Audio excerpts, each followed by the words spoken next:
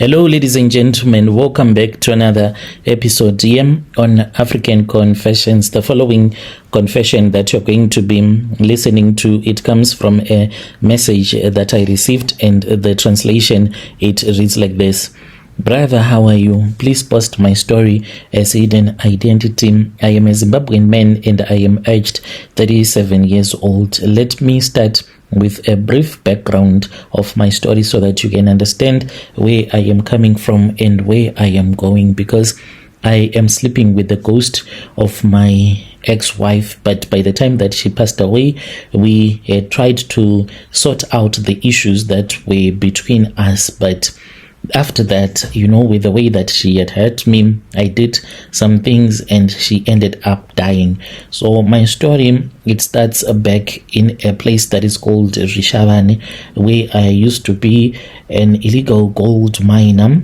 And I then met my wife, who was very beautiful. The way that she was so beautiful, every man in the whole world just wanted a woman like that. So when I started to date him, when my mother told me that this woman, she was too beautiful for a poor man like me, I thought that my mother was a witch, but I guess that my mother, she had seen her character.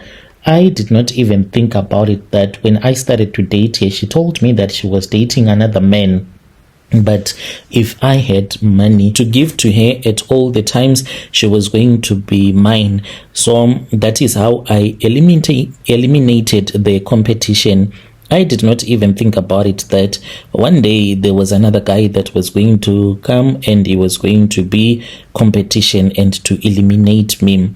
Since I was working as a gold miner, you can just make money as a gold miner, and more money than anyone that goes to work. It's not like you make it each and every day, but once you make money, you make it, and it will be a lot. So I thought that she really loved me, but she was a woman that would put money in front of everything that she did. We stayed in town in Rishavane. What I did not know was that whenever I was not around, she would prostitute herself, and she never complained about anything. I thought that I had found the perfect woman who had a great body, who never complained about anything. What surprised me about this wife of mine was that whenever I would try to do something in my life, if I wanted to start a business, then she would discourage me. No, don't do that. And where this money was going to, the money that I had, it would go straight to her parents. If we had money in the house, that money would go straight to her parents. So that was something about my wife that was bothering me quite a lot. I did not understand why my wife, she was like this. So in short, she was just a gold digger who dealt with the men that could give her a better life at that time. My wife then ran away. She ran away with a South African man who was a truck driver who used to come to Rishavane to deliver some basic commodities there with his truck. And when he returned back to South Africa, she ran away with that man. When I found out that this was what had happened, I cried quite a lot. Fast forward, she then begged for forgiveness, and she told me that she wanted me back. By then she was working in the farms in South Africa already, and then I came to South Africa. We were working on a farm in Limpopo. So working on that farm, I found out that my wife, she had been sleeping with men on that same farm. It was just painful when I found out that my wife had been doing all of this silly stuff. But because of the way that she was beautiful, I then chose to love my wife and to ignore the drama. So I said to my wife, I know that this is what you have done, but it is okay.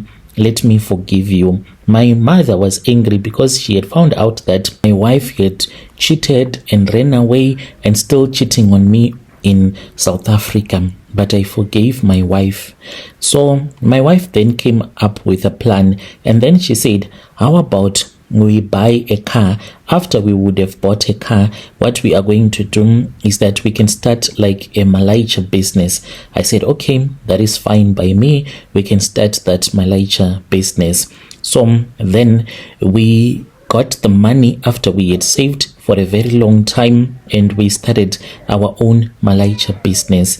I would leave her on the farm whilst she was looking for other customers, and I would drive back to Zim with the double cab. It was an Isuzu that we had bought, and I would deliver. What I did not know was that my wife back in South Africa, she was still sleeping around with a lot of men. By the time that I returned back, she was already staying with another man that had more money. I continued with my business, even though it was very painful, because I loved my wife with all of my heart. After my wife had dumped me for another man, I told myself that everything is going to be okay. Things like this, they happen, and I should focus on my life. I tried by all means to focus on myself, but my wife, she would come back to me, pretend as if she loved me, and after she would have hurt me, she would run away from me. That is how stupid this woman made me to look. I ended up going to a traditional healer, and it was a bring back lost lover. If there is any man who has lost his wife or your girlfriend, please, you have lost your girlfriend for a reason. It's either she never loved you enough to stay by you, because if you go to those traditional healers and then they tell you that you need to do a bring back lost lover and your woman is going to return back to you, you are going to suffer. Like in my own case, I ended up killing my wife, Brother Nash. I recently came out of prison because I killed my wife, but the judge said it whilst I was in court that it was a crime of passion. My wife, she was well known even in the village from where I come from, that she had this habit of cheating on me. And at that time when I committed that crime by killing my wife, it was after she had brought a man. She was drunk and they started to have sex in front of me. And I called the neighbors. She started to fight with me, and as we were fighting, she fell over, and both of us, we were trying to grab the knife. She had a knife that she was holding, so as we were fighting, we fell over and she fell on top of that knife. So guys, it is not worth it. If you have a woman that is so beautiful that you can't give her up, if your woman is too beautiful, you just need to let her go. If you see that your wife is someone that does not love you, she cheats on you regularly, just let her go. And after you would have let her go, just live your life, forget about other things, because if you try to bring her back in your life using charms, the next thing that is going to happen, it is that you are going to kill her, or she is going to kill you, like I did to my wife. So when I had tried to live my own life and I had even remarried, whenever she would come back from South Africa, she would come to my house, she would fight with the woman that I would be staying with. So there was no woman that wanted to be with me because of the things that my wife would be doing. And she said that I was never going to get married to another woman because she was the mother of my children. Fast forward, I went broke. I was now stuck in Zim. This was after I had made a mistake. So there was this other man who told me that I could make a lot of money by smuggling cigarettes into South Africa. And then I was arrested because we would go through the bushes with the cigarettes. So I would drive through the border and then I would go to the bushes to wait for those that had the cigarettes, load them up into my Isuzu and into the trailer, then drive to the place where I would go and deliver somewhere on a farm in Vivo. Unfortunately, one day when I had picked up a load that was full of those illegal cigarettes, as I was driving, then I was stopped. The police officer that stopped me, these were police officers, they were not even on patrol. I'm not sure where they were headed to. They had a private vehicle, so the tire on my trailer, it was deflated and I did not see it. So those guys, they saw it, they flagged me, and when they flagged me, as someone that has something that they are hiding. Once you see the police, you get scared. So I tried to ignore those police officers. Then they flagged me down and they told me about the tire. And when they heard that I was from Zim, they started to speak with me. I guess that they sensed it, that this man is too nervous. Maybe he is hiding something. Then the next thing they said, can you just open your trailer, open the sail on your trailer? And then they found out that there was a lot of cigarettes that were there. Brother Nashi, I then thought about what had just happened. So these guys, they had not yet arrested me. They were even shocked that this guy with all of these cigarettes in broad daylight, because no one in their right mind can travel in broad daylight like that with a bucket that is full of illegal cigarettes. That was when I saw my opportunity, and then I ran into the farms. I ran like no man's business. They could not get to me. Even when they threatened to shoot me down, I said it is better that these guys, they just shoot me than for me to go to prison. I hid in the bushes. That is how my car was impounded. I don't even know where it is right now. So after that, I then stayed at this other farm. I pretended as if I was looking for a job, and when I got money, I returned back to Zim.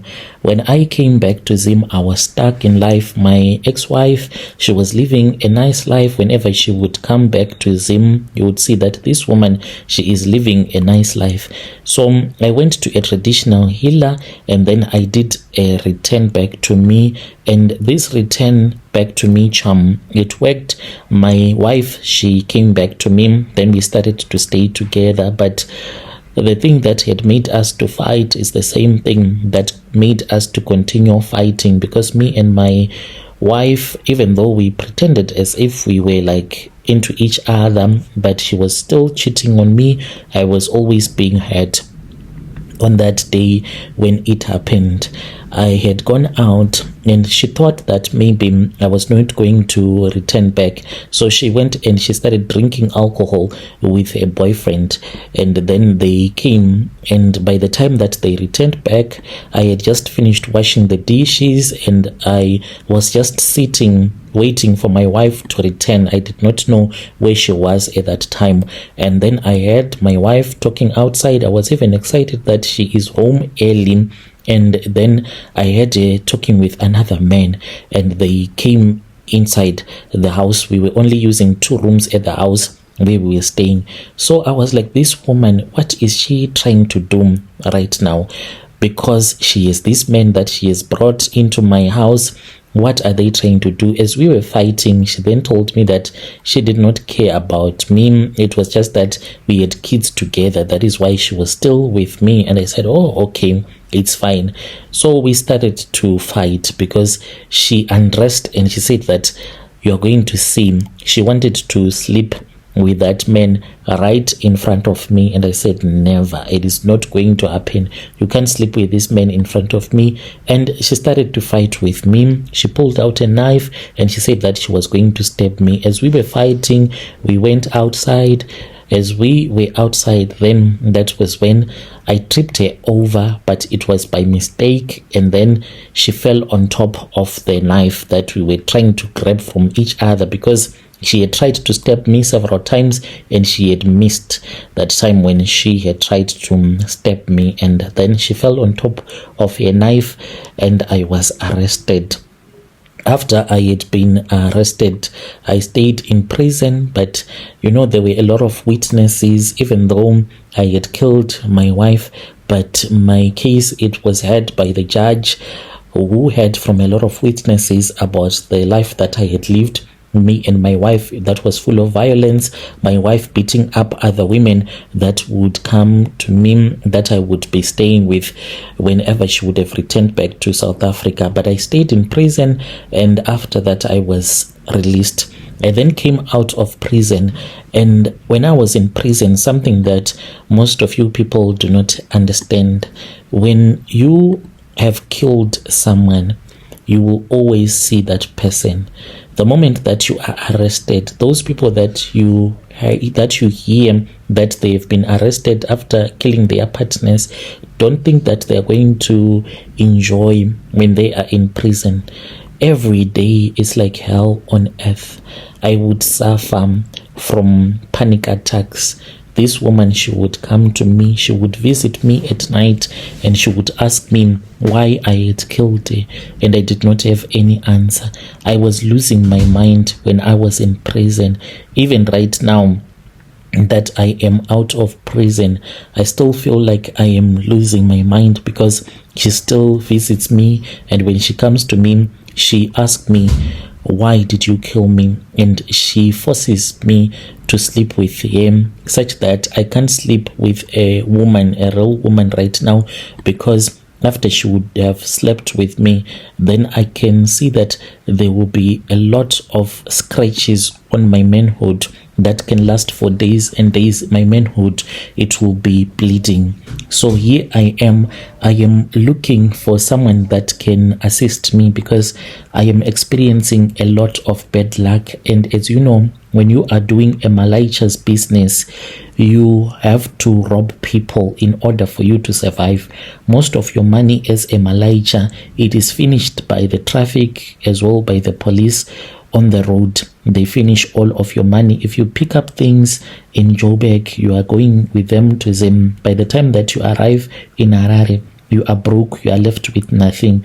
So there was a time when I stole things that belonged to one client of mine who had bought her items in South Africa, her properties that she wanted to send to Zim. So after I had charged her, I then went with those things, but along the way, it was because I had lost a lot of money to the traffic officers, to the police, and I did not have any money.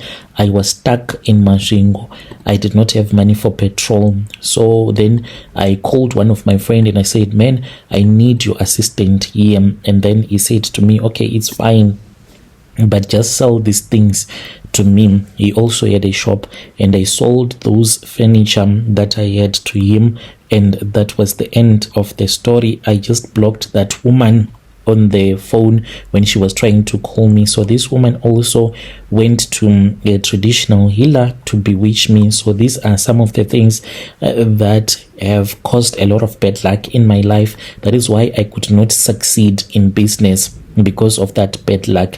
So there are a lot of things that are happening in my life at once. If you know any strong sangoma that can help me to stop the spirit of my wife, because it keeps on bothering me at all the times, and if it could just be stopped so that you don't have to sleep with me, at least I can live a normal life. Because the more that it sleeps with me, every time when my wife comes, then my manhood, it will start to bleed. That is all that I want from you. And I also want to caution anyone on this channel, if you are fighting with your partner as an adult, it is time that you sit down with your partner, whether you love that person or you feel like you do not love that person anymore. Sit down, discuss, see if you are meant to be together or not. If you are not meant to be together, maybe both of you are not supposed to be together, because you will end up killing each other. And when you have killed someone, when you are arrested, when you are in prison, then you will discover how painful it is to live with the guilt of knowing that you killed your partner. This is my confession. When you post, tell me, I'll be following through in the comment section. Dear listeners, right, there was a message that was sent to us by one of our DM brother. That was the translation of the message that he sent to us. Let us speak with our dear brother in the comment section. I'll be back with another episode.